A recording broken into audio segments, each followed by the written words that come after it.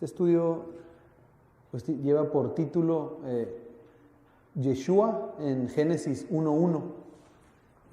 Como sabemos, Yeshua es el principio, Él es el fin. Él mismo lo mencionó. Y la Escritura, no nada más cada libro de la Escritura, no nada más cada capítulo de la Escritura, y vamos a ver que no nada más cada versículo de la Escritura, sino que cada palabra de la Escritura nos apunta hacia Yeshua el Mesías. Y si nos vamos más allá, nosotros que hemos tenido la oportunidad de estudiar el alefato hebreo letra por letra, pues vemos que Yeshua está presente en cada letra de toda la Escritura. Eso es increíble. Entonces, hoy más que nunca yo estoy totalmente convencido en que Yeshua, verdaderamente nuestro Mesías Yeshua, que algunos llegamos a conocer como Jesucristo, es la palabra hecha carne. Como dicen nuestras Biblias, la mayoría pues, de las traducciones dice aquel verbo fue hecho carne, o en el principio era el verbo, en el principio era la palabra, en el principio era la dabar, en el principio era el logos. De varias maneras a veces se plantea, pero lo que esto quiere decir es que Yeshua es la palabra hecha carne. Este tipo de estudios es de los que más he disfrutado al compartirlo. Número uno, porque pues vemos cómo todo apunta hacia Yeshua, cómo Yeshua está presente en todo eso, me fascina. Todo lo que tenga que ver con Yeshua me emociona muchísimo, más cuando se trata de Yeshua en la Torá, Yeshua en el principio, en Génesis. Esto está impresionante. Les garantizo que se van a sorprender. Ya lo hemos visto en otros estudios, pero aún volviéndolo a ver es algo así bien impresionante. Pero otro motivo por el cual me gusta compartir mucho este estudio es porque aún las personas que no son parte de ningún movimiento, de ninguna religión, incluso vámonos más allá, vamos a decir personas que no son ni siquiera creyentes, que a veces dudan de que Dios exista, cuando ven algo así, los hace pensar nuevamente y se quedan, caray, ¿cómo puede ser esto? Esto está impresionante. Entonces este tipo de estudios me gusta para que también veamos que la Escritura, la Biblia, en su contexto original, en su idioma original, es sobrenatural, es totalmente impresionante. Entonces aquí tenemos pues dos imágenes. En la parte de arriba tenemos el alefato hebreo, pero el alefato hebreo del hebreo antiguo, el cual nosotros ya hemos tenido la oportunidad de estudiar verso por verso. Va desde la letra Aleph, que es la primera que tenemos allá en la parte superior derecha, hasta la letra Tab, que es aquí la última de la parte de abajo, mano izquierda, de la Aleph a la Tab, que sabemos ya que son 22 letras que conforman el alefato hebreo, y que en su forma más antigua, que es lo que se cree que es el idioma más antiguo de todo el mundo, conocido como el hebreo antiguo, que de aquí surge el fenicio, y de aquí surge pues lo que es después conocido como el paleohebreo, pero esta es la forma más antigua del hebreo, el cual eran 22 letras, y cada una de estas letras era representada por un símbolo, por un dibujito, que el dibujito nos da información acerca de lo que significa esa letra, porque en el hebreo vamos a ver que cada letra tiene un significado por sí sola, no es como el español o el inglés, que no significa cada letra pues nada, ¿no? Más que el nombre de la letra. Y aquí en la parte de esta imagen de abajo pues tenemos el versículo que vamos a estar meditando en el día de hoy, es Génesis 1:1 o Bereshit 1:1, que dice, como ya sabemos, Bereshit bara Elohim et hashamayim ve'et haaretz. En el principio creó Dios los cielos y la tierra, se traduce. Pero aquí vamos a cambiar de diapositiva y tenemos tres imágenes. En la primera de las imágenes es la misma que vimos hace un momento, es el hebreo antiguo, las 22 letras en su forma más antigua, la letra Aleph, Bet, Gimel, Dalet, Hei, Vav, Zain, Het, Tet, Yod, Kaf, Lamed, Mem, Nun, Sameh, Haim, Pei, Sadi, Kof, Resh, Shin y Tav. En la foto aquí de imagen de en medio, pues tenemos la primera variación que sufrió el hebreo antiguo, es decir, de ser este hebreo antiguo, de arriba es que es conocido como el hebreo en tiempos de Moisés. ¿Por qué? Porque de acuerdo a los estudiosos de las Escrituras, se entiende que en este idioma es en el cual el Eterno da su instrucción a Moisés.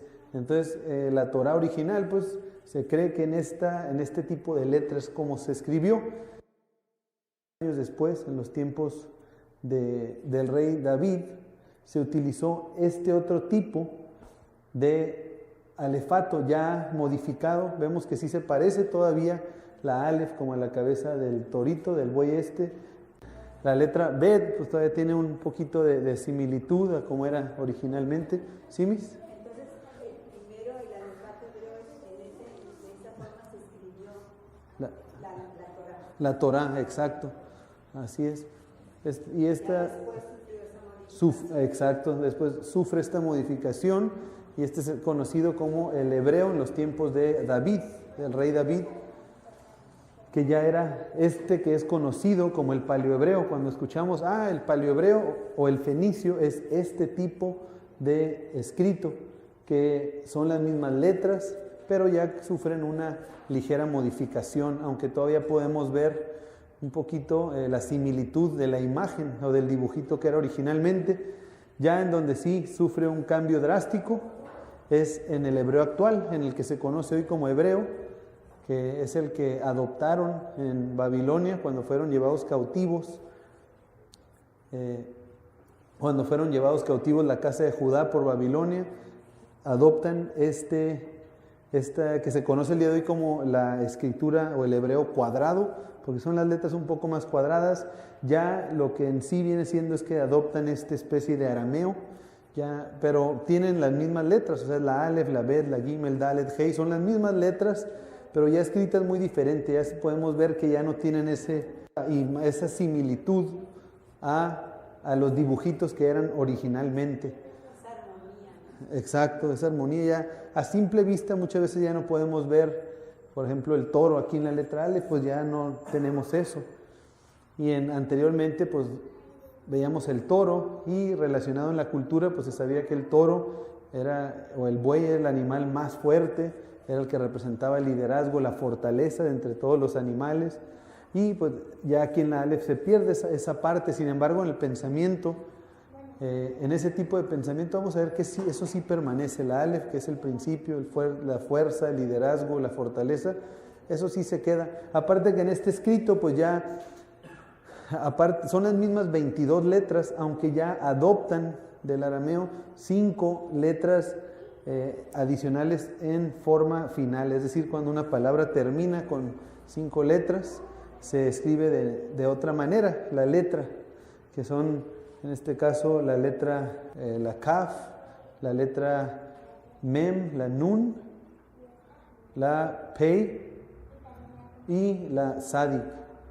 Son las letras que se escriben en forma final. Ok, eso es nada más una introducción, no vamos a entrar a tanto detalle ahorita con eso. De hecho, el propósito del día de hoy es estudiar Génesis 1.1. Pero antes de entrar a Génesis 1.1 vamos a ver algunas características del alefato hebreo. Nosotros ya tuvimos la ventaja de haberlo estudiado minuciosa y detalladamente, clases de a veces hasta 2 horas por cada una de las letras del alefato hebreo. Aquí no, esta es una brevísima introducción. Lo único que vamos a ver aquí son las características que tiene este alefato hebreo que no se cuentan en nuestro idioma, por decir. En hebreo, cada una de las letras tienen nombre e identidad. Es decir, cada letra, aparte de significar el nombre de la letra, tienen un significado y una identidad por sí sola. Otra característica es que la palabra alfabeto se derivó de las 2 primeras letras de este lenguaje. La primera letra se llama Aleph, la segunda letra se llama Bet. Entonces es conocido como el Aleph Bet. De estas letras, de la Aleph, surge la letra alfa y de la Bet, la letra beta. Entonces, bueno, le pusieron alfabeto, ya del griego. Del Aleph sale la alfa en griego, de la Bet surge la beta en griego y del griego pues se toma alfabeto, que a su vez son derivados del alefato hebreo. Otra característica es que en hebreo antiguo cada letra era un sonido y un dibujo, es decir, cada letra, como vimos en su forma original, tenía un dibujito de algo. Entonces esas son las tres características principales. ¿Por qué lo menciono? Porque si nosotros queremos entender la escritura hebrea, la escritura original en su contexto, en su idioma y en su cultura original, es muy difícil si no tenemos presente de que el idioma es muy diferente al nuestro y de que la cultura bíblica es muy diferente a la nuestra.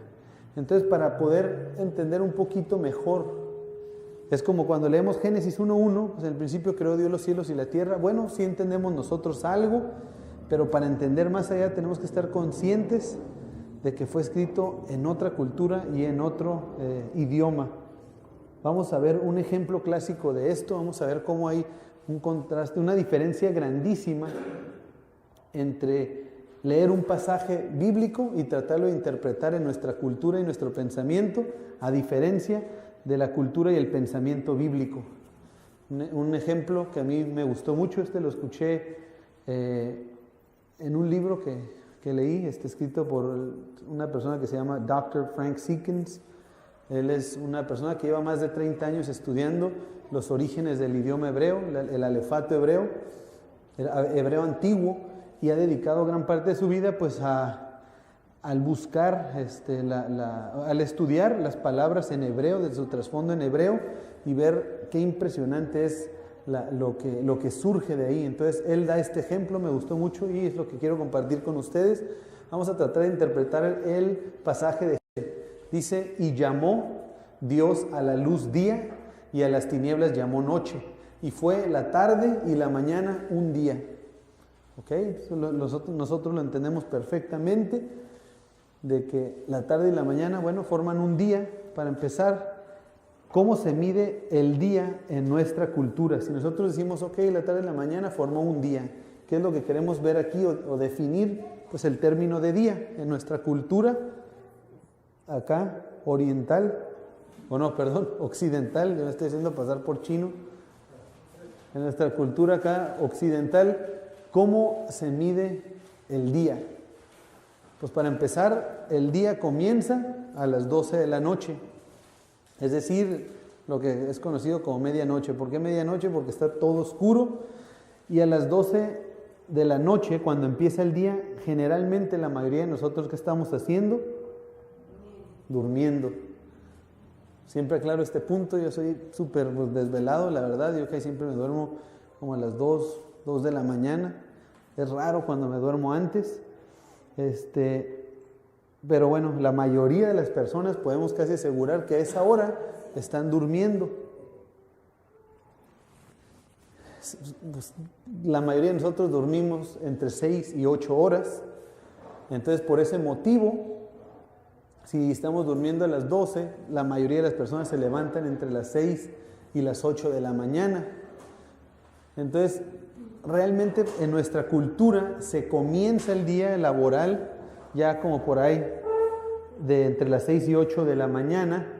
A esa hora ya pues es cuando está saliendo el sol generalmente, si no es que acaba de salir. Y lo primero que hacemos, pues la mayoría de nosotros, es tomar una taza de café. Nuestra tacita de café es como parte también aquí de la cultura. Ahí pongo una gran taza de café porque yo, la verdad es que por lo general, y la verdad también por dormir poco, a veces sí, dependía mucho de las tazas de café y me tomaba hasta 6, 7 tazas de café, lo cual en la salud luego me afectó a unos cuantos años, y ya ahorita no tomo casi café más que muy poco, uno si acaso, allá de vez en cuando. Entonces dice, entre 6 y 8 de la mañana nos levantamos, nos tomamos la tacita de café para terminar de despertar y ¿qué hacemos? Pues la mayoría de nosotros nos vamos a trabajar y trabajamos por lo menos 8 horas. En la mayoría de los países 8 horas es como el estándar, es lo que generalmente se trabaja, la jornada laboral. Entonces, si salimos entre 6, vamos a decir 8 de la mañana, que salimos o empezamos a trabajar y trabajamos 8 horas, ¿qué horas van a ser 8? 9, 10, 11, 12, 1, 2, 3. Como a las 4 o 5 de la tarde estaríamos saliendo del trabajo. ¿Por qué? Porque sí se le añade generalmente una hora para comer. Estaríamos saliendo como a las 5 de la tarde, lo cual quiere decir que si salimos del trabajo a las 5 de la tarde, de ahí lo que salimos, no sé, compramos algo, vamos por el carro, ya realmente estamos destinados a ir a la casa, ya cuando el sol pues se está metiendo, o sea, ya cuando, más o menos cuando se va a ver así, que vamos a suponer que son alrededor de las 6 de la tarde. Vamos a decir que un trayecto de 1 hora va a durar ahí para ir a la casa. Entonces ya al llegar a la casa, generalmente nuestra cultura, ¿qué hacemos? Pues llegamos ya cansados después de la jornada laboral, llegamos hambrientos la mayoría de nosotros. Nosotros casi siempre estamos hambrientos, aunque no estemos en casa, pero llegamos a la casa a cenar y a descansar. Es decir, llegamos, cenamos, estamos ahí un ratito, a lo mejor prendemos la televisión, se prende la televisión, se le da una palmada a los niños en la cabeza y después se acabó el día y nos vamos a dormir. Entonces, ¿cómo estamos empezando el día? Dormidos en nuestra cultura. Sale el sol, le dedicamos la mayor parte del tiempo, lo mejor, ahora sí que cuando estamos bien descansados, ¿a qué? Al trabajo, y en nuestra mentalidad y cultura, pues llegamos a casa casi ya a descansar y a dormir para prepararnos para el siguiente día. Entonces, para empezar, esto es una forma muy, muy negativa de ver la vida. Esto que estamos nosotros día a día y viviendo diariamente, porque el mismo sistema nos arrincona a estar en esta situación, es motivo de que muchas familias sean destruidas, de divorcios, y pues sí, la verdad es que también de que a los niños no se les preste la atención necesaria. Entonces, ¿será así la manera bíblica el del Eterno ver las cosas? Pues definitivamente no, es bien, bien diferente. El día bíblico se mide de la siguiente manera. El día que acabamos de leer ahí fue la tarde y la mañana un día. Entonces, bíblicamente, ¿cuándo empieza el día? El día comienza a la puesta del sol. Es decir, cuando está, ¿se acuerdan en el otro ejemplo de nuestra cultura? Este era el momento en el que, ¿qué? En el que íbamos ya de regreso a la casa del trabajo y ya listándonos para cenar y dormir casi casi. Bueno, bíblicamente, cuando estamos llegando a la casa, ahí empieza apenas el día. Entonces, ¿cómo vamos? Eso inmediatamente nosotros al tener esa mentalidad es algo bien diferente, porque en nuestra cultura, aquí, en este ejemplo, termina casi casi el día. En ese ya estás preparándote para ir a dormirte. Y aquí el Eterno te está diciendo, no, aquí está empezando el día, estás llegando a casa, es tiempo de dedicar a la familia. Hoy en día están muy de moda los celulares, el estar pues sí en el internet, y muchas veces yo veo eso todos los días, que generalmente la persona cuando va manejando, pues en ese momento a lo mejor no está utilizando ahí el internet y jugando ahí con el teléfono, aunque a veces sí, por eso hay tantos accidentes, pero bueno, la mayoría no, se espera, y en cuanto bajan parece que ya es una necesidad de estar picando ahí al teléfono. Entonces se entra a la casa y la mayoría está jugando ahí con el teléfono, llegan o están en una llamada telefónica. Lo que tenemos que hacer en ese momento, entendiendo este punto de vista del Eterno, es que ahí empieza el día. Entonces si estamos en una llamada, mejor termina esa llamada, cuelga y después entra a la casa, porque en el momento en que entra a la casa es el momento que empieza el día, y todos juntos pues buscar al Eterno de una manera, a la hora de cenar, entender que ahí está empezando el día, aprovechar ese tiempo para estar con nuestros hijos, con nuestros hermanos, nuestros padres, con las personas, los invitados que tengamos ahí. Es bien bonito cuando lo hacemos cada viernes, la mayoría de nosotros en Shabbat, pero la verdad es que el Eterno nos está poniendo así la situación para que eso sea diario, no nada más en Shabbat que estemos reunidos toda la familia. Claro, hay veces no se va a poder en el transcurso de la semana. En Shabbat ahí sí es un mandamiento del Eterno, ¿no? Que lo hagamos y que dediquemos el día y lo apartemos. Pero ok, cuando llegamos, ahí está empezando el día y tenemos por lo menos, vamos a suponer que llegamos, ¿qué horas dijimos? A las 6 del trabajo. Eso quiere decir que mínimo nos da entre 3 y 4 horas. A las 10 de la noche es muy buena hora para prepararse, irse a dormir. Es decir, si nos da por lo menos 3 o 4 horas de tener un tiempo en convivencia ahí toda la familia. Es decir, iniciar el día la familia juntos. Ya después, ahora sí nos vamos a dormir, como dijimos, entre 6 y 8 horas la mayoría de nosotros. Ya después despertamos, y cuando despertamos, si se fijan, pues ya está bastante avanzado el día, porque empezó aquí le sumamos 4 horas que estamos toda la familia, otras 8 horas de dormir, ya son 12 horas, es decir, como a mediodía, pues ya se levanta el sol y ya que se levanta el sol, ¿qué hacemos? Pues nos destinamos al trabajo, pero si se fijan, la primera parte del día, ¿dónde se quedó? En la casa. La segunda parte del día, en el trabajo, es decir, lo primero es la casa, el segundo es el trabajo. Cuando en nuestra cultura lo primero es el trabajo y lo último es que si hay tiempo, pues ahí en la casa. Entonces regresamos, se levanta el sol, nos vamos a trabajar, trabajamos la jornada de 8 horas, regresamos a casa, termina el día y ¿a qué horas vamos a regresar? Dijimos, pues cuando todavía hay un poquito de sol. Ya una vez y vuelves a iniciar el día en casa con la familia. O sea, cuando regresamos del trabajo a casa, ahí se está terminando el día y sabemos que es tiempo de pasar otra vez con la familia porque está a punto de iniciar el día. Entonces se fijan de la otra manera, empezábamos y terminábamos el día en nuestra cultura durmiendo, poniéndole el énfasis en el trabajo y ahí lo que sobra en la casa, pero de la manera del Eterno es empiezas en la familia, terminas en la familia y la mayor parte, la primera parte del día va destinada a la familia. Entonces, en Génesis 1:5 dice, llamó Dios a la luz día y a las tinieblas llamó noche y fue la tarde y la mañana un día. Entonces la palabra tarde es la palabra Erev, la palabra mañana es la palabra Boker.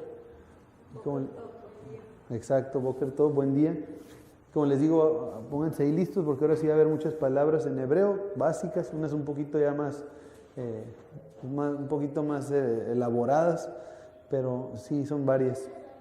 Entonces estas son las primeras dos. Aquí tenemos escritas en hebreo las dos palabras. Primero vamos a empezar por la palabra Erev, que es la que está aquí. Es la letra Ayin, la letra Resh y la letra Bet. Forma la palabra Erev y aquí está la imagen de lo que significa Erev. Erev es exactamente el momento en el cual está la puesta del sol y ya realmente pues ya está oscuro, pero pues todavía se alcanza a ver así una rayita de luz como lo tenemos ahí en la imagen. Entonces bíblicamente sabemos que así es como empieza el día. Pues bueno, aquí del otro lado tenemos la palabra Boker, que está conformada también por 3 letras, pero son la Bet, la Kuf y la Resh. ¿Y qué significa Boker? Significa pues día, es decir, cuando sale el sol. Entonces vamos a ver cómo se escriben en hebreo antiguo estas dos palabras.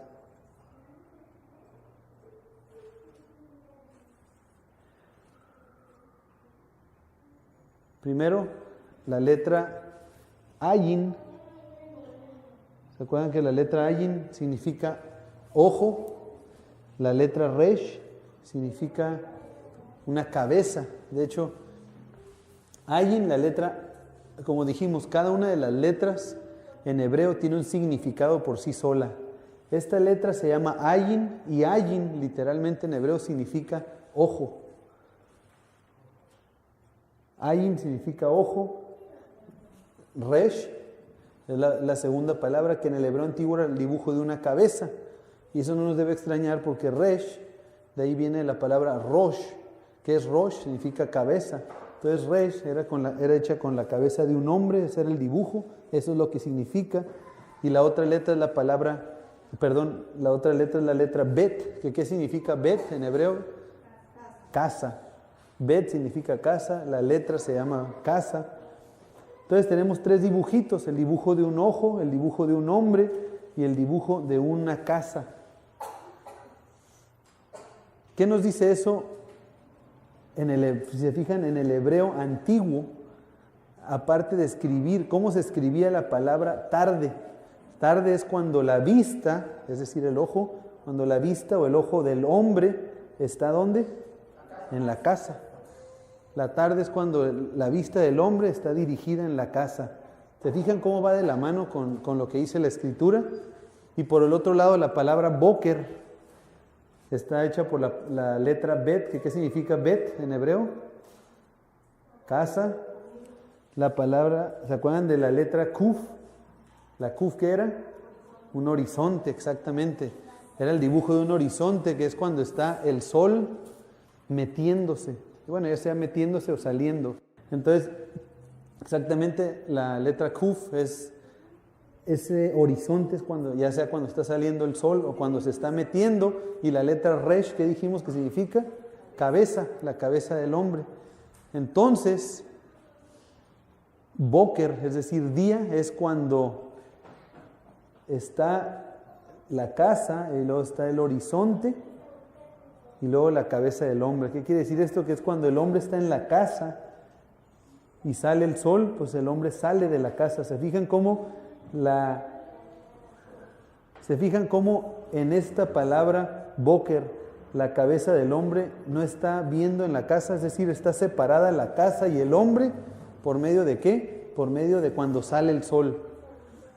Está la casa, está el hombre, y cuando sale el sol hay esa separación de los dos. Y en este otro ejemplo, la vista del hombre está puesta en la casa.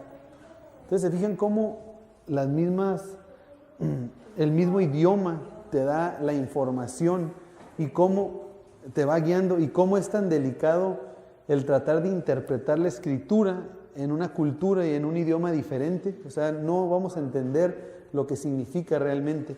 Entonces, este es un ejemplo para que nos demos cuenta que sí hay que tratar de pensar, irnos acostumbrando un poquito a pensar de la manera, de acuerdo a la cultura bíblica, y pues poco a poquito y muy poco a poquito, porque sí está difícil, en el idioma original. Entonces, aquí tenemos Génesis 1.1, este es el propósito. Ahora sí vamos a entrar al estudio del día de hoy.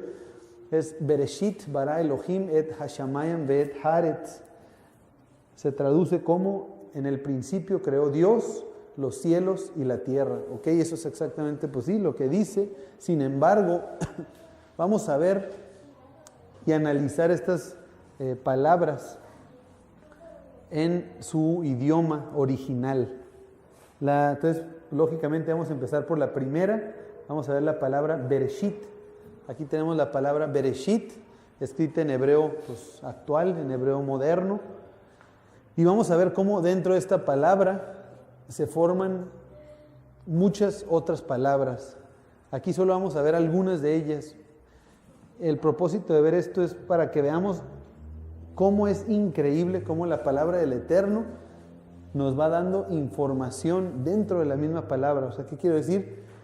Vamos aquí a ver cómo se forman las palabras sin estarlas revolviendo, sin estar diciendo, bueno, vamos a ver la Tab y luego acá la Aleph y luego la Yod.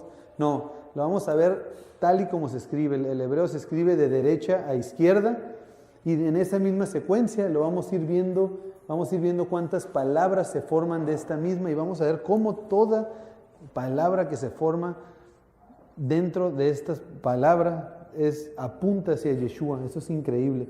Para empezar, aquí tenemos la palabra Bereshit. ¿Qué significa Bereshit? En el principio. Nada más quitando la letra Bet, tenemos la palabra Reshit. Aquí, Reshit. Y una herramienta que utilizo mucho para esto es la concordancia Strong. La recomiendo mucho. Es una herramienta básica, pero que ayuda muchísimo. Y a todos nosotros los que no hablamos el idioma hebreo, sino que estamos aprendiendo, pues nos da una muy buena pista, ¿no? Entonces, la primera palabra que estamos viendo aquí de Reshit es la palabra de la concordancia Strong 7225 del hebreo, para que por favor todo lo corroboren.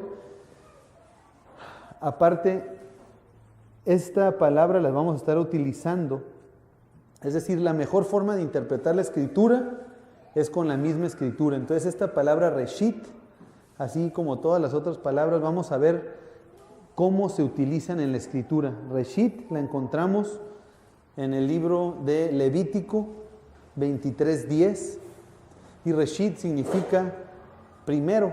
O sea, pues lógicamente, si Bereshit significa en el principio, Reshit significa lo primero, el principio, los primeros frutos. Y tiene aquí una imagen. ¿Por qué? Porque Reshit es la palabra que se unifica, que se utiliza para referirse a los primeros frutos que se presentaban dentro de la semana de los panes sin levadura. es decir, el día de los primeros frutos, en hebreo es la palabra, o sea, Reshit Katzir, es como dice la escritura. ¿Qué dice ese pasaje? Vamos a leerlo. Dice: habla a los hijos de Israel y diles: cuando hayáis entrado en la tierra que yo os doy y seguéis su mies, traeréis al sacerdote una gavilla por primicia de los primeros frutos de vuestra siega. Esa palabra primicia es la palabra Reshit. Este estudio se llama Yeshua en Génesis 1:1 y se trata de ver cómo toda palabra, toda letra que hay en la Biblia, en toda la Biblia, apunta hacia Yeshua. Cómo Yeshua es el cumplimiento y verdaderamente las mismas palabras de la Biblia van a anunciarnos a nosotros que Él es la palabra hecha carne, que todo en Él se cumple. Entonces, aquí empezamos esta es la primera palabra de la Biblia, la palabra Bereshit, que se traduce como en el principio. Pero estamos viendo aquí todas las palabras, vamos a ir, esta es la primera que estamos viendo, están relacionadas o están dentro, todas las palabras que se forman dentro de la palabra Bereshit sin estarlas ahí revolviendo, sino de manera ordenada. Es decir, aquí lo único que se hizo, se quitó, o sea, quitando la bet nos da la palabra Reshit, que en la concordancia Strong que utilizamos nosotros no mucho es la palabra 7225.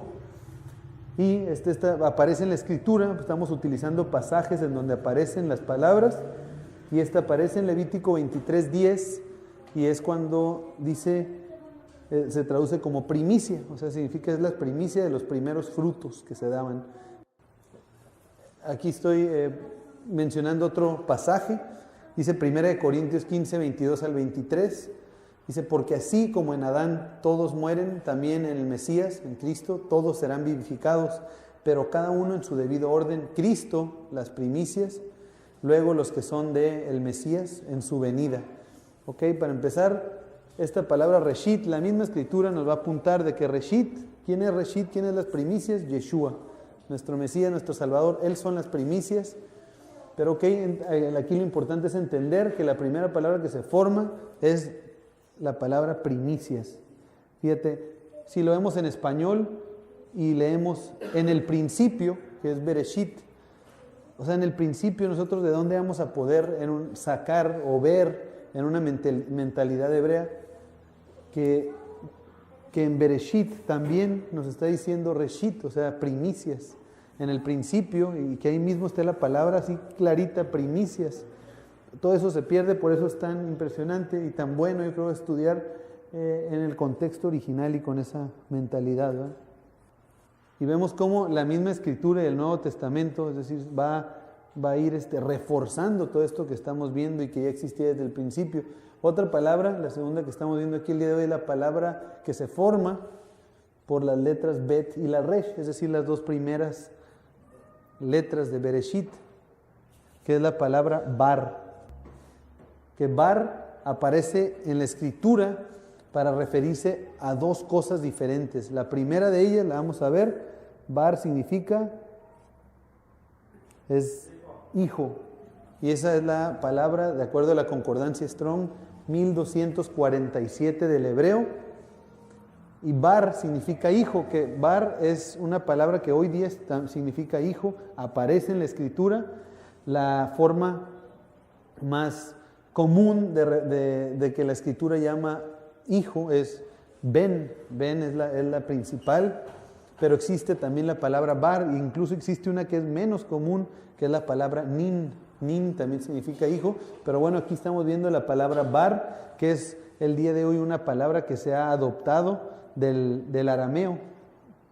Del arameo se adopta esta palabra, pero el día de hoy pues Bar significa hijo, y bíblicamente aparece en Daniel 3:25, también está en Esdras 5:1 y en otros pasajes, pero aquí pongo algunos de ellos para tener referencia.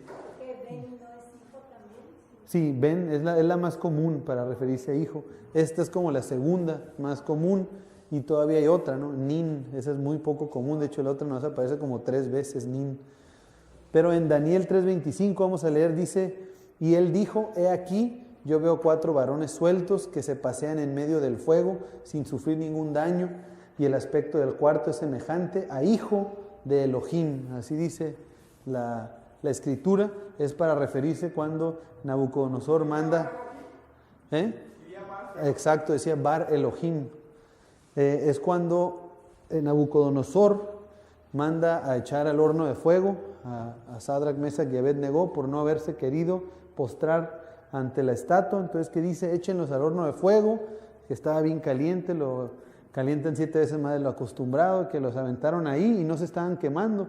Al contrario, dice que veían que ellos habían echado 3, pero ahora había 4 varones, es lo que estamos leyendo aquí. Y dice, y el cuarto tiene aspecto, dice, y el aspecto del cuarto es semejante, se traduce aquí como a hijo de los dioses, pero en realidad dice como a Bar Elohim. ¿Qué es Bar Elohim?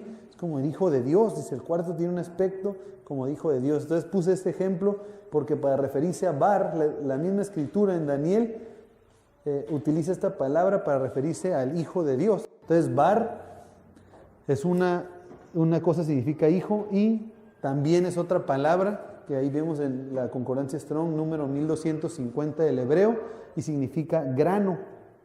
Es un grano de trigo. Este grano de trigo es el que se utiliza para engordar a los animales. Tan es así que sí, bará, vamos a ver que bará significa engordar. Bar significa grano de trigo, eso lo podemos ver en Génesis 41, 49 y en el Salmo 65, 13, son algunas referencias que tenemos ahí. Dice el Salmo 65, 13, los llanos se cubren de rebaños, los valles se revisten de trigales, todos cantan y gritan de alegría. Esa palabra trigales, o sea, grano de trigo, es la palabra bar en hebreo. Entonces, bar significa hijo, bar significa grano de trigo. Entonces, significa primicia, significa hijo, significa grano de trigo. ¿Vamos viendo alguna relevancia con Yeshua, el Mesías? Claro que todo va a apuntar hacia él.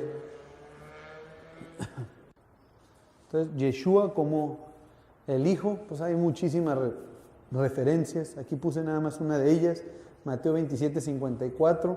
El centurión y los que estaban con él guardando a Yeshua, visto el terremoto y las cosas que habían sido hechas, temieron en gran manera y dijeron, verdaderamente este era Bar Elohim, este era hijo de Dios. Como grano de trigo, híjole, pues hay varios pasajes. Aquí pongo Juan 12, 24, Yeshua, él mismo refiriéndose y prediciendo su muerte. Dice, Yeshua mismo dijo, de cierto os digo, refiriéndose a él, que si el grano de trigo, ¿qué es eso? Es bar. Si el grano de trigo no cae en la tierra y muere, definitivamente yo creo que se debe referido como bar, porque eso es el grano de trigo. O probablemente, o trigo en hebreo también se dice jitim, ha de haber dicho bar jitim o algo. Me imagino yo que algo así de haber dicho. De cierto os digo que si el grano de trigo no cae en la tierra y muere, queda solo, pero si muere lleva mucho fruto. Entonces Yeshua, refiriéndose a él mismo como el grano de trigo. La escritura lo menciona él como primicias. ¿De dónde sacaría que eran las primicias? Desde el principio ya se nos está anunciando en Bereshit. El hijo, ¿dónde está? La Biblia empieza, las primeras 2 palabras de toda la Biblia son bar, son hijo. Y bar también significa trigo. Todo es bíblico, todo está en la escritura. Otra palabra es la palabra bará. Las 3 primeras letras de la Biblia, Bet, Resh y Aleph, nos da la palabra bará, que es la palabra número 1254 del hebreo en la concordancia Strong, y se traduce como crear. En el principio creó bará. Sin embargo, vamos a ver que no nada más significa crear. O sea, bará en sí, la raíz de bará, ¿qué creen que es? Pues es la palabra bar, que ¿qué dijimos que significa bar? Trigo. Ajá, sí, hijo, pero trigo. Entonces, vamos a ver también todo lo que tiene que ver con engordar en la escritura. Se menciona como bará. Bará significa engordar o llenar. Entonces dice, en el principio creó Dios los cielos y la tierra, pero también se puede entender el principio llenó, porque ¿qué es lo que hizo Dios? Pues estaba vacío, dice la escritura, todo estaba desordenado y vacío, y él ¿qué hizo con la creación? Pues lo fue engordando, lo fue llenando. en hebreo eso es lo que significa bará, engordar, lo fue llenando, dice que era un completo desorden, un caos, las aguas estaban todas por ningún lado, tohu babohu, y le fue dando a todo orden, y ya que le dio orden lo empezó a llenar, empezó a engordar la creación. Y eso es en Génesis 1:1. Hay muchos pasajes en donde se utiliza esa palabra bará. Entonces bará significa crear, llenar o engordar. Otra palabra es esta palabra que tenemos aquí, no sé si alguien la identifique, son las letras Resh, la Aleph y la Shin. Forma la palabra, exacto, Rosh. Rosh, que significa cabeza. También hay muchos pasajes, nomás pongo uno de ellos, Génesis 49:26. Rosh significa cabeza. Dice Génesis 49:26, las bendiciones de tu padre fueron mayores que las bendiciones de mis progenitores hasta el término de los collados eternos. Serán sobre la cabeza de José. Rosh es la palabra de cabeza. Y sobre la frente del que fue apartado de entre sus hermanos. Efesios 5:23 dice, porque el marido es cabeza de la mujer, así como Mashiach, Yeshua, otra vez todo lo vamos a atravesar en Yeshua, así como Yeshua es Rosh, es cabeza de la iglesia, la cual es su cuerpo y él su salvador. Entonces, en Bereshit se forma también, y está ahí la palabra Rosh, que significa cabeza. ¿Quién es la cabeza? Yeshua es la cabeza. La escritura misma interpreta todo. 1 Corintios 11:3, pero quiero que sepáis que el Mesías, Cristo, dice, es la cabeza de todo varón, y el varón es la cabeza de la mujer, y Dios la cabeza de Cristo. Dios es la cabeza del Mesías. Vamos con otra palabra. En este caso tenemos la letra Bet, la Resh, y aquí vamos a tomar la Yud. Si se fijan, seguimos igual, escribiendo de derecha a izquierda. Bet, Resh y Yud. Es una palabra. ¿Qué palabra es? Es la palabra Barí. Ya lo habíamos visto anteriormente, hace algún tiempo. En hebreo, cuando al final se le agrega una Yud, hace algún sustantivo, lo hace posesivo. En este caso, bar, dijimos que es hijo. Exacto, entonces al añadir la yud sería mi hijo. Barí significa mi hijo. Ahí mismo vamos a ver otra palabra que es igual la bet, la resh, la yud. Y vamos a añadir una letra más, que es la última de aquí, la letra tav. ¿Se fijan? Está la letra número 1, la 2, la 5 y la 6. Las dos primeras y las dos últimas. ¿Qué palabra tenemos ahí? ¿Qué dice? Brit. Exacto. Brit significa pacto. Pero lo impresionante está en que aquí lo tenemos en hebreo moderno. Sin embargo, en hebreo antiguo, pues lo que estamos añadiendo a la palabra barí, que es mi hijo, le añadimos una tab. Una tab era escrita de esta manera, con dos palos, es decir, con esta cruz. Y esa, en hebreo, la letra tab significa señal. Si después hay oportunidad de estudiarlo, ya lo hemos visto, pero pues después lo vamos a repasar. La letra tav significa en hebreo una señal. Y esa señal, fíjate, casualmente es una cruz. ¿Ok? Aquí no quiero entrar a tema de que si era una cruz, de que era un madero. Lo que es un hecho es de que la cruz universalmente, dentro de los creyentes del Mesías, está relacionado a la obra redentora del Mesías. Independientemente de cómo haya sido, cuando vemos una cruz en la mayoría de los países del mundo, se le relaciona a la obra redentora de nuestro Salvador y Mesías Yeshua. Entonces el hecho, y en hebreo significa señal, entonces el hecho de que la palabra barí, que significa mi hijo, al final se le añada en hebreo antiguo una cruz, que significa señal, y que nos dé la palabra pacto, Eso es increíble. ¿Por qué? Porque vemos dentro de la palabra Brit, que está diciendo, mi hijo es la señal del pacto. ¿Y qué es esa señal? Era una cruz. Entonces es impresionante. O sea, esto puede pensar uno, bueno, esto puede ser una casualidad, pero cuando vemos una tras otra, sabemos que matemáticamente se vuelve imposible. Y aquí vamos a continuar. Brit, mi hijo es la señal del pacto. Vamos a ver otra palabra que ahora está conformada por otras dos letras, la letra Shin y la letra Yud, que nos da la palabra 7862 del hebreo, y es la palabra Shai. Shai significa regalo. Shai lo podemos encontrar en el Salmo 68, 29, lo podemos encontrar también en el Salmo 76, 11, en Isaías 18, 7. Y generalmente se traduce ya en nuestro idioma como, sí, como regalo, pero muchas veces también como dones, como dádivas o como presentes.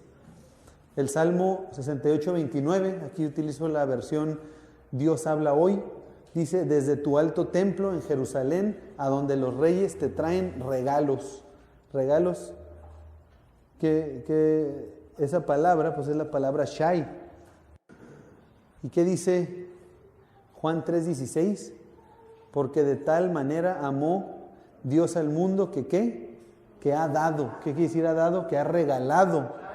Porque de tal manera amó Dios al mundo que ha dado Shai, que ha regalado a su Hijo unigénito para que todo aquel que en Él cree no se pierda, mas tenga vida eterna. Yeshua es el regalo que está anunciado desde el principio en Génesis. Tenemos aquí otra palabra que se forma con la Bet, la Yud y la letra Tav. ¿Qué palabra es? Perdón. Bait, que significa casa. Bet, Bait, significa casa.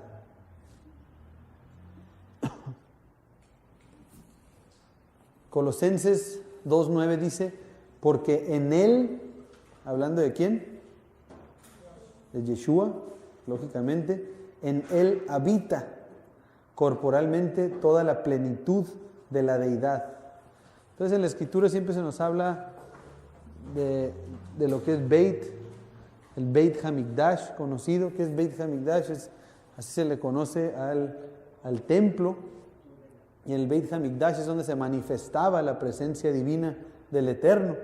Sin embargo, ¿qué leemos también en Colosenses? O más bien que dice, porque en Él habita, en Yeshua habita, Él es la casa del Eterno, Él es Bait, lo que estamos viendo aquí.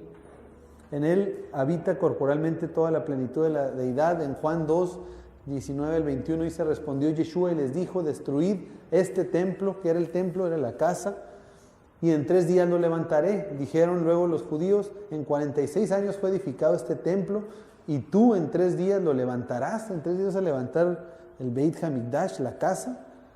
Mas él hablaba ¿de qué? Del templo de su cuerpo. Entonces se forma, no es casualidad que en la primera palabra de toda la Biblia nos esté implícita también la palabra casa. Todo apunta a Yeshua, Yeshua es la casa.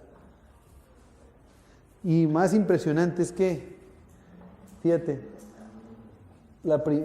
con la primera y las últimas 2 letras pues, formamos esta palabra casa, y justamente en medio de esa palabra tenemos otra palabra, que es la palabra formada por la Aleph y la Shin, que nos da la palabra Esh. ¿Qué significa Esh? Esh significa fuego. Entonces, ¿qué dijimos que era Beit? El Beit Hamikdash, es decir, la casa de Dios era el templo, y en medio del templo que se manifestaba la presencia de Dios en forma de ¿qué? De fuego. Entonces puede ser una casualidad, pero la verdad ya no creo en casualidades cuando se trata de la Escritura. En Bereshit se nos anunciaba que en medio de la casa habría fuego.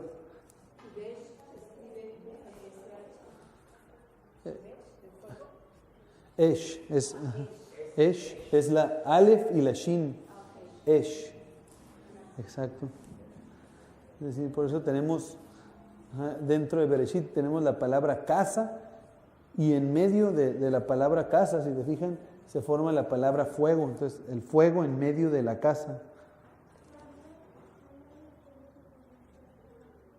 Entonces dijimos que bar significa hijo.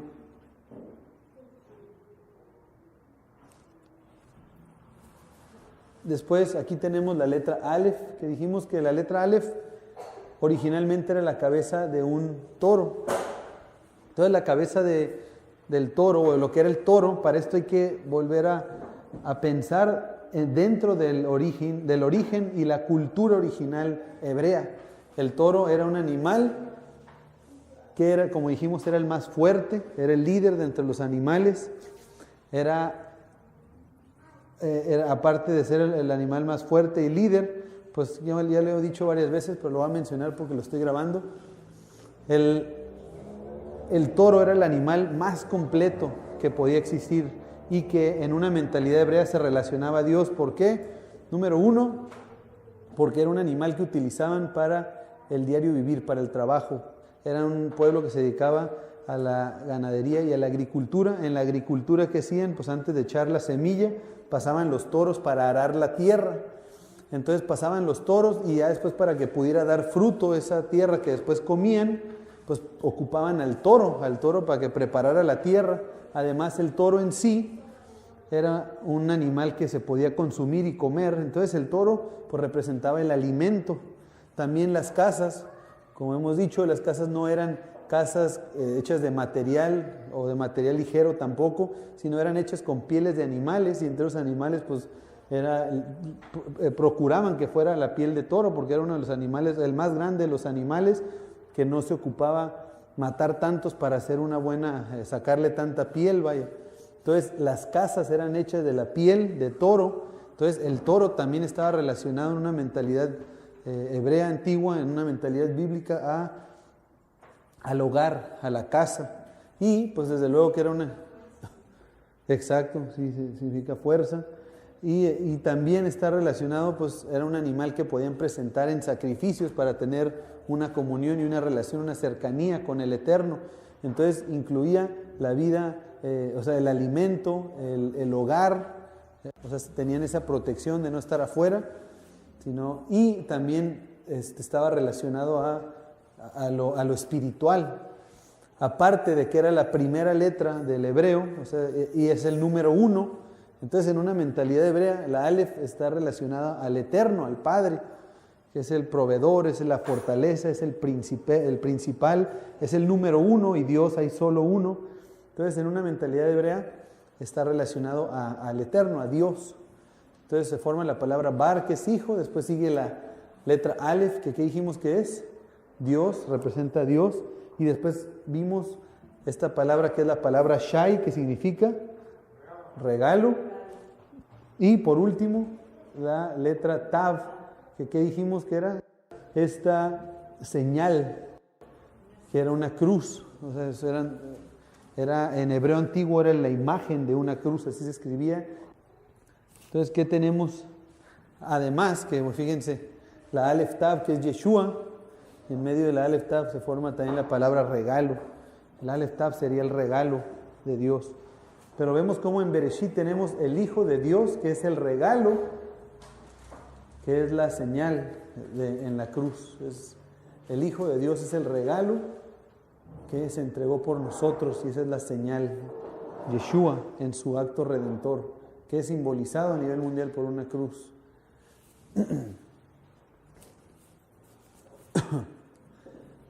Dice, este es Isaías 44:6, dice, así dice el Eterno, Rey de Israel y su Redentor, el Eterno, o sea, Jehová de los ejércitos, el Eterno de los ejércitos, yo soy el primero y soy el postrero, y fuera de mí no hay Dios. Es lo que acabo de mencionar. Él es el primero y el postrero, y fuera de él no hay Dios. Entonces tenemos dos palabras, la palabra hijo y la palabra regalo, y justamente en medio de ellas el primero y el último, es decir, Yeshua. Dice aquí Isaías, así dice el Eterno Rey de Israel, se está refiriendo al Padre, pero dice que el Padre tiene un Redentor, y su Redentor, ¿quién es el Redentor? Yeshua, es decir, ¿cuál es el nombre de Yeshua? Y aquí se refiere a Yeshua como el Eterno de los ejércitos, Elohim Sebaot, Adonai Sebaot. Yo soy el primero y el postrero, es decir, el Eterno y el Redentor Yeshua son el Aleph y la Tav, son el primero y el postrero. Y entonces es por eso aquí increíble cómo entre las palabras hijo y regalo tenemos precisamente Aleph Tav. ¿Qué es Aleph Tav? Es el primero y el postrero, es tanto el Eterno, pero es el Elohim, el Hijo, el Redentor. Es Isaías 44:6. Aleph primero, Tav postrero.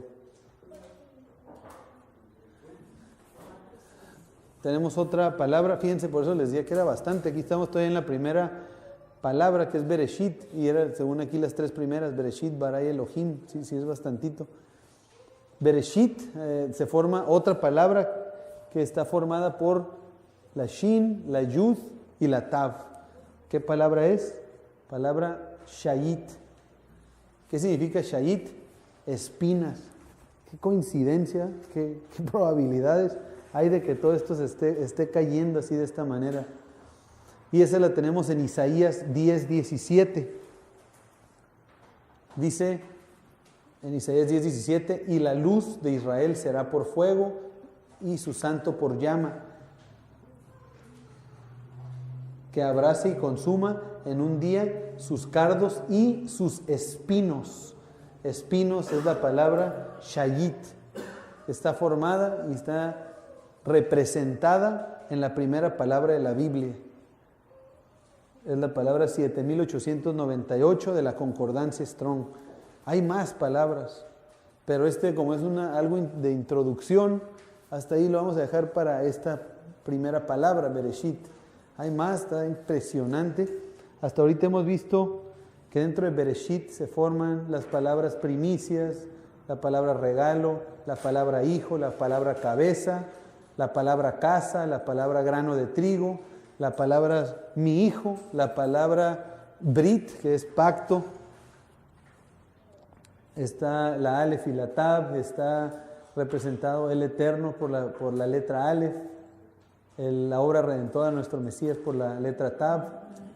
Y Bereshit en sí significa principio, en el principio. Entonces, en un pensamiento hebreo antiguo, es decir, que cuando nosotros leemos en español, en el principio creó Dios los cielos y la tierra, oye, pues qué bien, sí, lo creo, perfecto, pero ¿qué más? En hebreo estamos viendo nada más una palabra, en el principio, o sea, si nos quedamos ahí en español, pues no vamos a sacar gran cosa. Sin embargo, viendo el mensaje que hay dentro de la primera palabra de la Biblia, dice, desde el principio de la creación, el Hijo del Eterno es la primicia. Él es el grano de trigo que fue triturado en una cruz.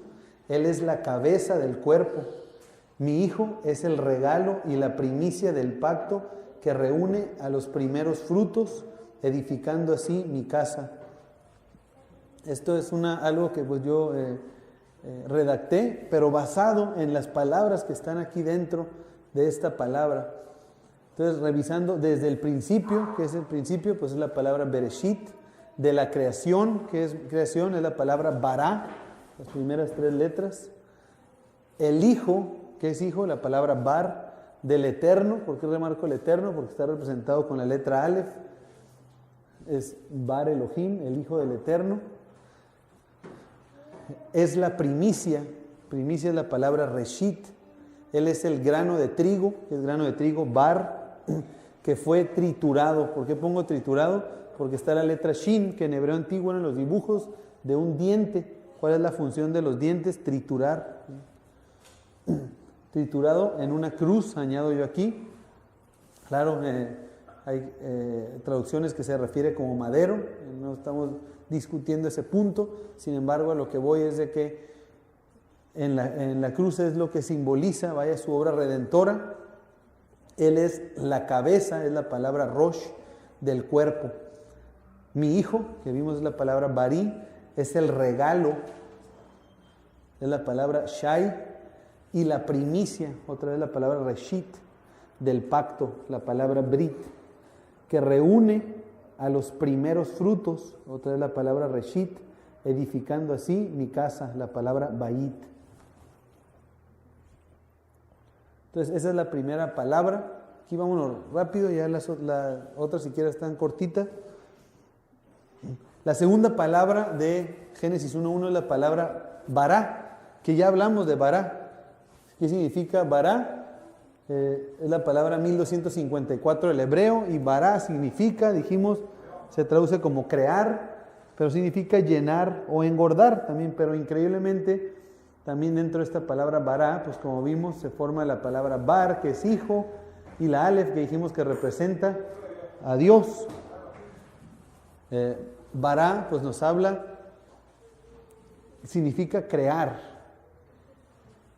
y que en el idioma y en el hebreo antiguo, dentro de Bará, o en hebreo, dentro de Bará, podamos ver que crear y que la creación fue hecha por Bar Elohim. ¿No está impresionante eso? ¿Qué dice la Escritura en Colosenses 1.16? ¿De dónde sacaría Shaul o el apóstol Pablo este pasaje? ¿Dónde se imaginaría esto? Dice, porque en él, hablando de quién, nuevamente el Mashiach, Yeshua, en él fueron creadas todas las cosas, las que hay en los cielos y las que hay en la tierra, visibles e invisibles, sean tronos, sean dominios, sean principados, sean potestades, todo fue creado por medio de él y para él. ¿De dónde sacaría eso? Bará nos lo aclara con mucha facilidad. Bará significa crear, y crear está formado por las palabras hijo y la letra que representa al Eterno, Bar Elohim.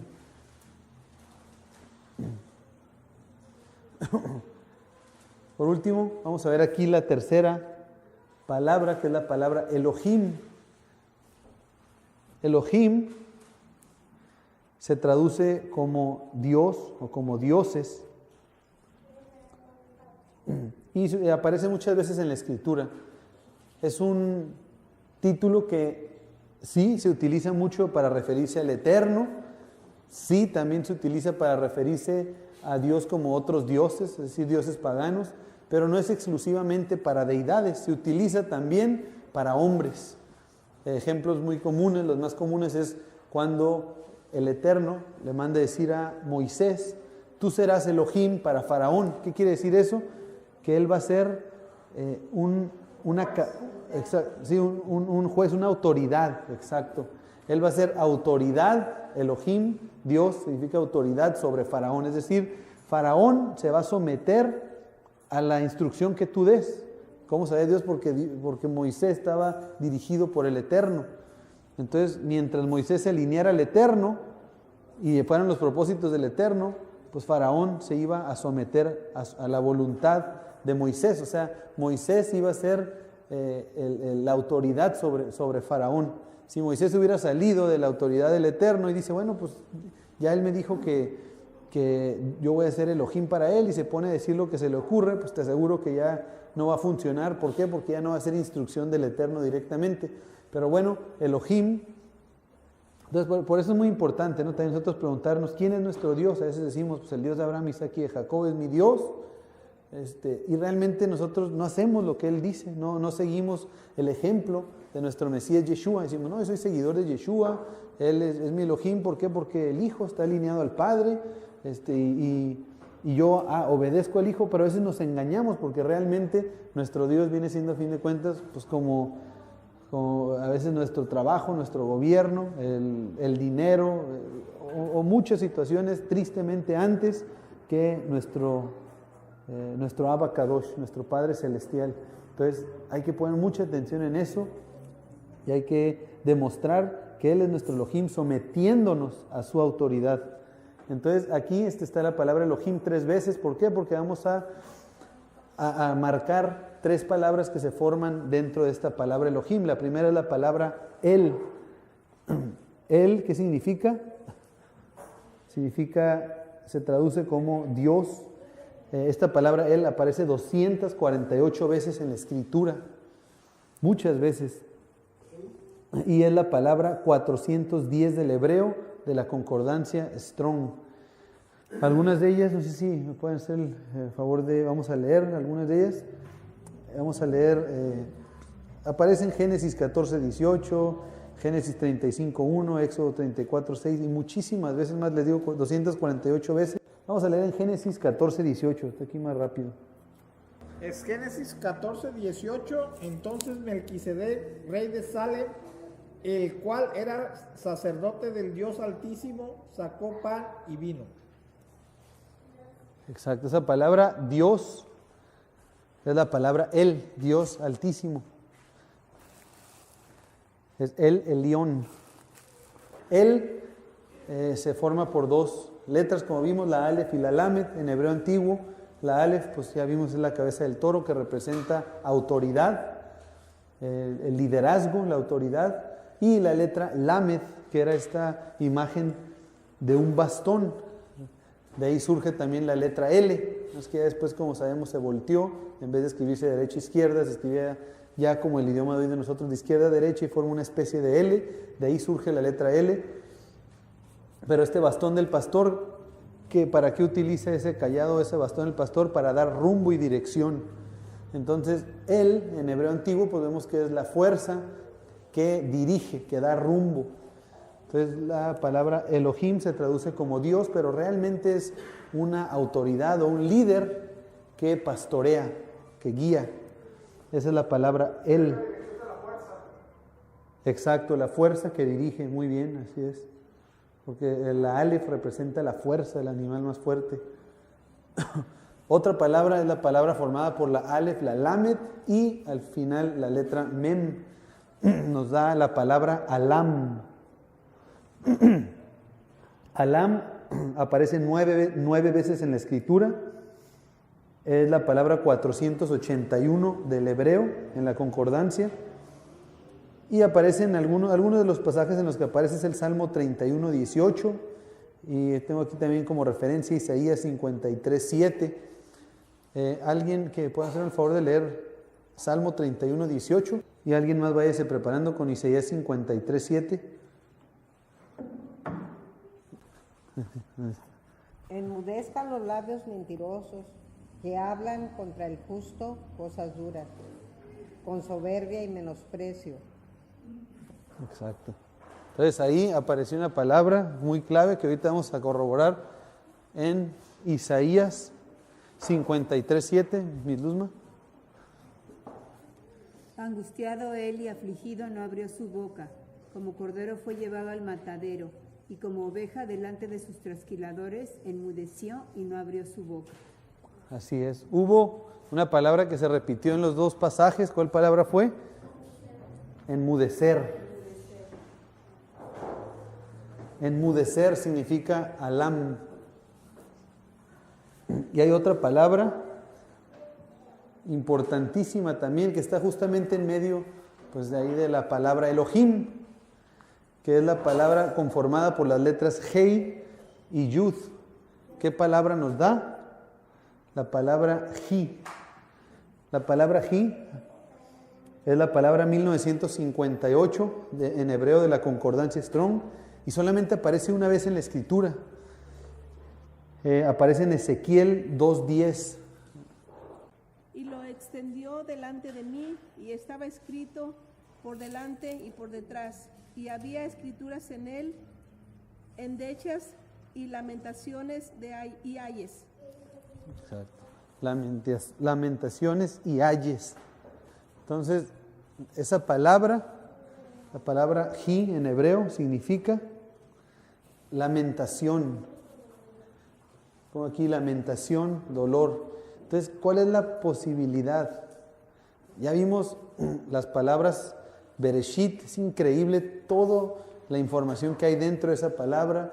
La palabra Bará, impresionante. Y ahora la palabra Elohim.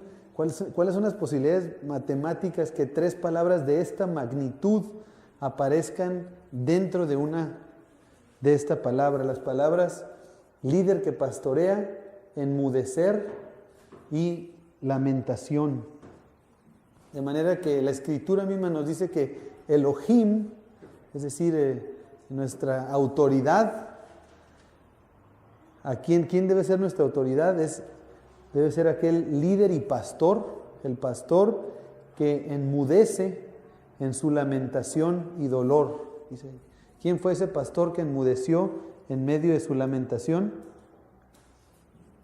Yeshua. Vamos a ver qué dice Isaías 53 del 4 al 7, nada más refrescar este pasaje mesiánico, esta profecía mesiánica que es cumplida por nuestro Salvador.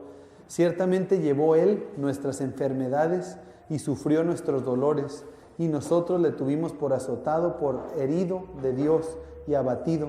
Mas Él herido fue por nuestras rebeliones, molido por nuestros pecados. El castigo de nuestra paz fue sobre Él, y por sus llagas fuimos nosotros curados. Todos nosotros nos descarriamos como ovejas, cada cual se apartó. Nos descarriamos como ovejas, es decir, Él es el pastor y nosotros éramos ovejas descarriadas. Dice, cada cual se apartó por su camino, mas el Eterno cargó en Él el pecado de todos nosotros. Angustiado Él y afligido, no abrió su boca. ¿Qué quiere decir no abrió su boca? Alam, enmudeció. Como cordero fue llevado al matadero, y como oveja delante de sus trasquiladores. Otra vez ahí está esa es la palabra, Alam, enmudeció y no abrió su boca. Entonces, ¿cuál es el término de Elohim? Es el líder que enmudeció en medio de su lamentación. Yeshua, nuestro Mesías. El pastor que enmudece en su lamentación y dolor. Entonces nos damos cuenta cómo toda la Escritura, cada palabra, apunta hacia Yeshua. Es increíble este estudio. El título de este estudio es Yeshua en Génesis 1:1. Aquí apenas llevamos 3 palabras. ¿Qué posibilidades matemáticas hay de que haya tanta información de esto? Es imposible. Esto es divino, definitivamente. El Eterno es sobrenatural. Él hizo todo de manera en que apunte hacia Yeshua, hacia Él. Por eso dice la Escritura que es la señal. Y por último, para cerrar este estudio, esta parte dice el Hijo y toda la Biblia. Entonces, el Hijo y toda la Biblia, vamos a ver la Biblia, ¿con qué palabra empieza? Ya lo vimos el día de hoy. ¿Cuál es la palabra en hebreo? Bereshit.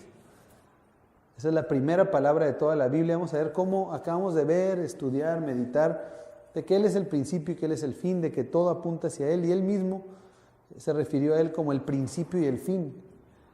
Entonces, la Escritura todo soporta, todo respalda las palabras del Mesías mismo, de Yeshua, y lo que dice la Escritura. Entonces, la primera palabra es la palabra Bereshit, y la última palabra, ¿qué palabra es? Ya la sabemos también.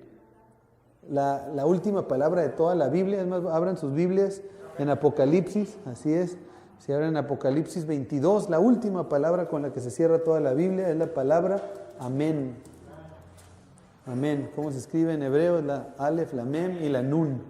Amén. Entonces la Biblia empieza con Bereshit, es decir, la primera letra de toda la Biblia es la letra Bet. La última letra de toda la Biblia es la letra. La primera es la Bet, la última. Exacto, Nun. Y juntas nos dan la palabra Ben. ¿Qué significa Ben? Hijo. Ben es la palabra que forma la primera y la última letra de toda la Biblia. Ben, que significa hijo, porque desde el principio hasta el fin la Escritura nos habla y nos remarca que el Hijo es el camino para llegar al Padre, de que todo apunta hacia el Hijo. Pero cuando empieza la Biblia, hemos visto que cuando empieza la Biblia, ¿qué dice? En el principio creó Dios los cielos y la tierra. ¿Cuáles cielos y cuál tierra? Pues estos que tenemos aquí, ¿eh? Así empieza la Biblia, con la letra Bet. Nos dice que en el principio creó Dios estos cielos y esta tierra. Pero cuando termina la Biblia, que termina con amén, ¿qué termina diciéndonos? Que habrá nuevos cielos y nueva tierra.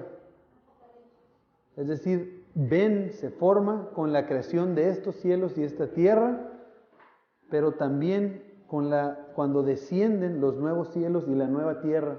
Entonces, qué casualidad de que ven aparece en el principio y en el fin. Una vez más se comprueba que el Hijo es el principio y el fin, porque el Eterno nos marca que desde el principio de la creación de estos cielos y esta tierra, que son pasaderos, hasta la eternidad en los cielos nuevos y la tierra nueva que el Eterno tiene para todos los que esperan en Él, el único que siempre ha estado, siempre ha permanecido y permanecerá es el Hijo, Ben, Yeshua.